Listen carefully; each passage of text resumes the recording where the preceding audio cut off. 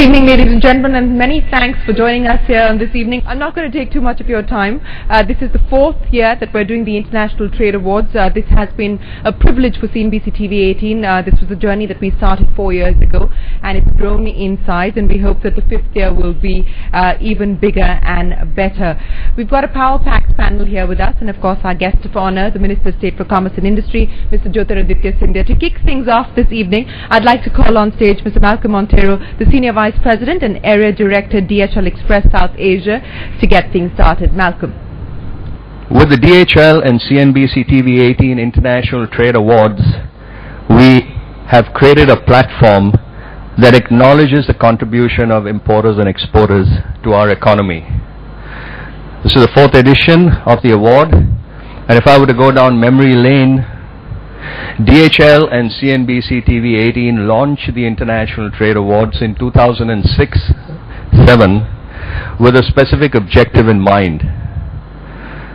Through this award, we wish to create an environment of excellence and competitiveness which would encourage members of our business community to achieve greater heights of innovativeness, productivity, financial discipline and modern management that will make India a worthy leader of the global economy. At DHL, our role is to facilitate trade, open up access to new markets, and create business linkages that take India to the world. Across more than 220 countries and territories, our philosophy is very simple: to make our customers successful. And in doing this, we also want to create platforms to acknowledge this success. And that's what we call active trade facilitation leadership.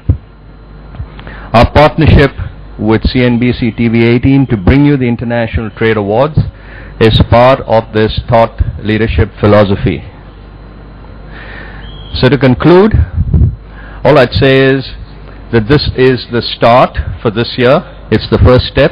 It's the first step towards acknowledging you, our exporters and importers, the fact that you've made India proud, continue to make India proud, and this with your sustained and continuous entrepreneurship. So thank you very much, and have a good evening.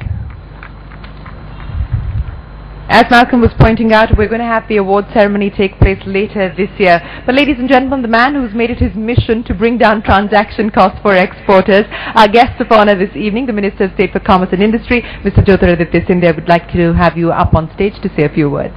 Let me first of all thank you for having me here. It's indeed an honor and a pleasure. I would also like to take this opportunity to thank and congratulate CNBC and DHL for being part of this initiative of honoring, acknowledging those exporters and importers that have made brand India what it is today across the world.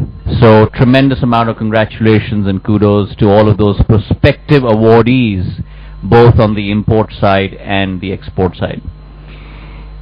I'm not going to take too much of your time tonight, but just to give you a little bit of an overview as to where we in government look at the trade scenario going forward, the crossroads that we are at. There's no doubt that economically we're growing and growing at a very, very fast clip, 8 to 8.5%. The very fact that today the world stage is changing. The actors on that stage have to play along with the backdrop, but that backdrop itself has transformed completely. The New World Order is an order that belongs much more to the Southern Hemisphere than to the Northern Hemisphere. And there are many data points out there that go out to prove that. The very fact that today, if you look at the Asian share of GDP, global GDP, which was at a low 7% in the early 80s, the time when people like Mr. Bhargav had taken their first step out with Maruti, when we were looking at not only making the car for India, but from India exporting it to the rest of the world. Asia's share of global economic GDP was only 7%. And in a period of 3 decades, over the last 30 years, that has grown to almost 3 times to 21%. If you look at another barometer of that, which is really stock market capitalization, Asian stock markets today are close to about 31% of global market capitalization, which is equal to the US's market capitalization of the stock market.